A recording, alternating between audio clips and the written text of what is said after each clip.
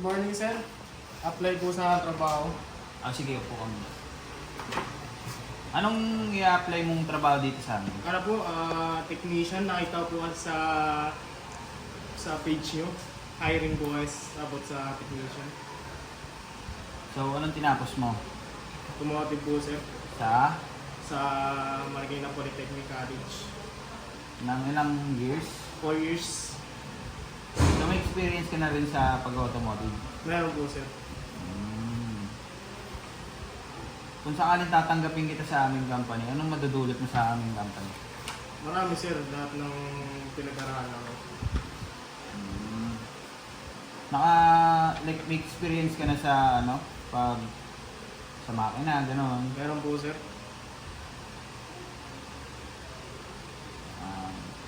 Sige, tatanungin kita. Desidido ka ba sa trabaho na papasukin mo, like technician? Oo naman, sir. Kasi doon na talaga ako simula pa lang muna sa technician. Okay. Next. Sir, good morning sir. Nagkakaroon trabaho sir. Anong apply ng trabaho? Technician po sa ano sir. Kita po kasi sa page niyo sir na Hiring kami. hiring po kayo sa company niyo sir. Anong natapos mo? Ano sir, automotive po. Automotive. Saan? Sa Marikina Polytechnic College po. 4 years? Ako sir, 4 years po. May experience ka na sa pagmemekaniko? Meron na sir.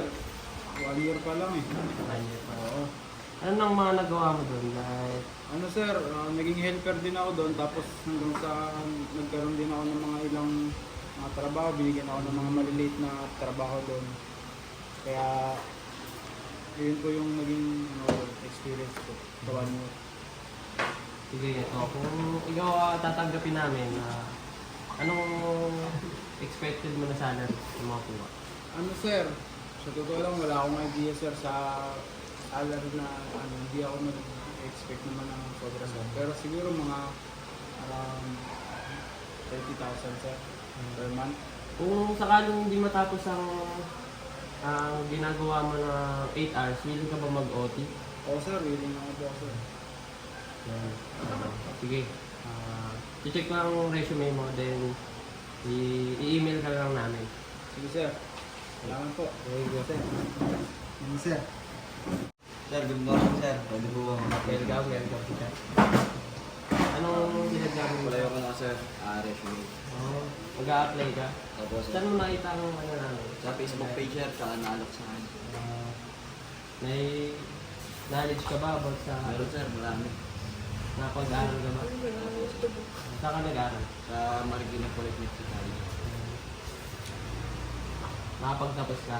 Opo sir, 4 years. Anong mga basic knowledge mo sa pagmamekanik? Ina sir. May experience ka na sa pagmamekanik? Meron sir. Anong mga nagawa mo na? Pag-overhauling sir, tsaka pagbabagay po sa meeting. Ganito, sa shop namin kasi multi-brand kami. Ang ini-imply namin kasi dito is basic PMS, engine refresh. Kaya mo bang gawin yun? Kaya sir. May experience ka na sa paggawa. Meron sir. Additional ka lang din sir, meron kaya ko rin mag-ayos ng wiring. Wiring. Need din namin yun.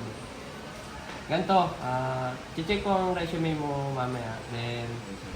email ka lang namin Okay sir. about sa training kung pasok. Okay sir. Thank you sir. Maraming salamat sir. Sana matanggap ako. Good morning sir. Ako, mag-apply po sana ako sir. Nakita ko po kasi sa gate ko sir na hiring kayo ng service technician. Hiring ka po. Opo kami. Hiring kami dito na technician. May experience ka na ba sa pag-technician? Meron po. Anong natapos mo? Ano ako? 4th year graduate po. Saan ka nag-aaral? Sa Marikina Polytechnic College. Automotive? Ganito, dito sa amin, multi-brand kami dito na shop. Ginagawa namin ang may experience ka na ba sa pagbibigan? Meron sir. Anong experience mo? ano, PNS. More on PNS sa brake system namin. Ganito, dito sa amin, lahat kami dito, kung sino man, hindi simula kami sa mababa. So ikaw, training ka pa lang, makukuha ka namin, training ka pa lang. Then, sana kung willing ka sa amin, willing ka trabaho dito, willing ka matuto, kung sige na, willing ka ba matuto? Okay, sir. Sige. Ganito, check ko mamaya yung resume mo. Then, i-email ka lang namin. Kung okay ba yung... Sige. Thank you, sir. Tayo mo na email.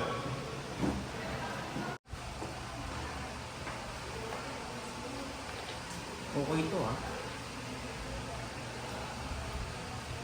Tawagan mo.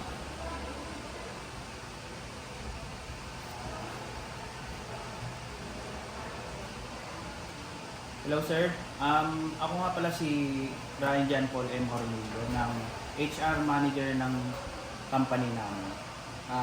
Isa kasi sa napili naming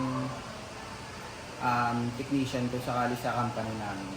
Willing ka ba kung sakali makakausap ka ng ng chief mechanic saka service advisor kung sakali sa may bibigay na work sa'yo? O sige, punta ka na lang dito.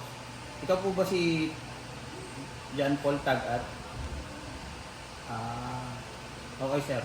Sige, bibigyan na natin ng schedule kung sakali either bukas or next week para may interview ko ng chief mechanic namin. Sige, ganun yun. Okay ba yun?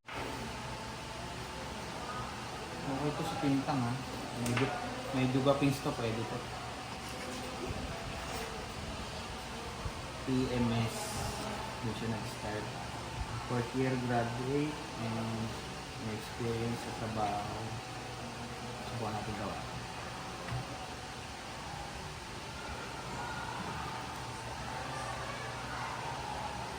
Hello sir, ako nga po pala si Ranjan Paul M. Ormilio ng HR ng this company. Nakita ko kasi yung resume mo na pinasa. Willing ka ba to interview or trainee ng aming company kung sakali? Kasi about dito sa sa resume mo is parang medyo kulang ka pa sa sanayan sa trabaho. Pero kung willing ka naman, iti-training ka namin to technician, port technician. Okay, sige. Dito ka naman kung sakali. Sige, ganun na lang. Tapos, punta ka na lang dito or schedule ka namin kung kailan yung interview or sige, ganun lang.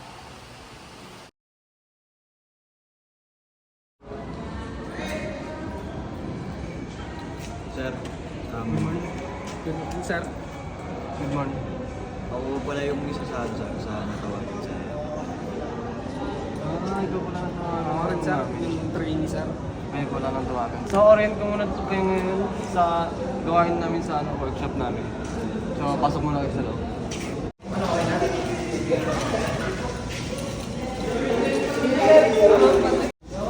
So, good morning sa inyong dalawa. Aming new hire for training. This is John Paul Miguel, our chief mechanic.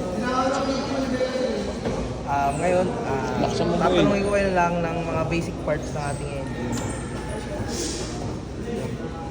Panda, oil filter, intercooler, timing belt.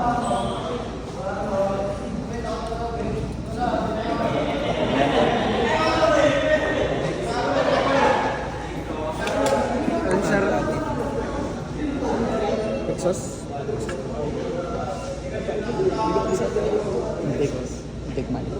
Intake manifold, sir. Intercooler.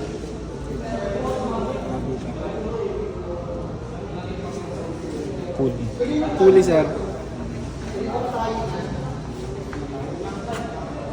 New training, Sir Jeremy, Sir Tagat, tayo sa office natin para malakad na natin yung mga papers nyo. Tsaka may orient din po kayo ni Sir Raven sa inyo sa mga papers and sa mga kailangan nyo pa sa mga safety procedure tsaka mga protocol dito sa workplace natin. So, good morning our new trainee. Sa our owner, Sir Raven. Nakalala niyo naman po.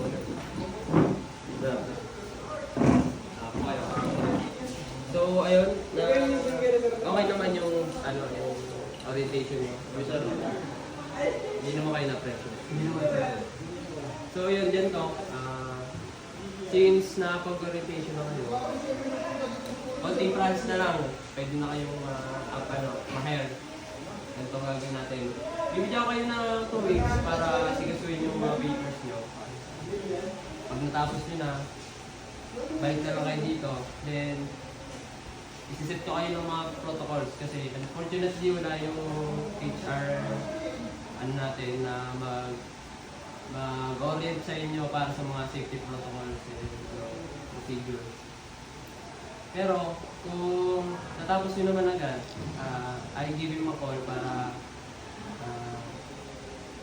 ma-alert siya na merong hiring na So, ayun. Wala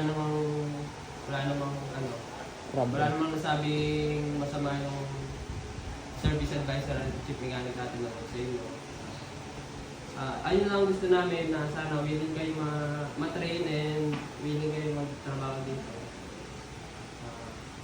Yun lang.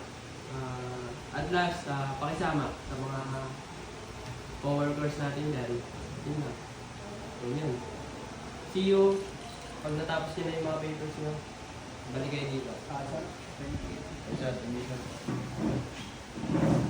Ingat.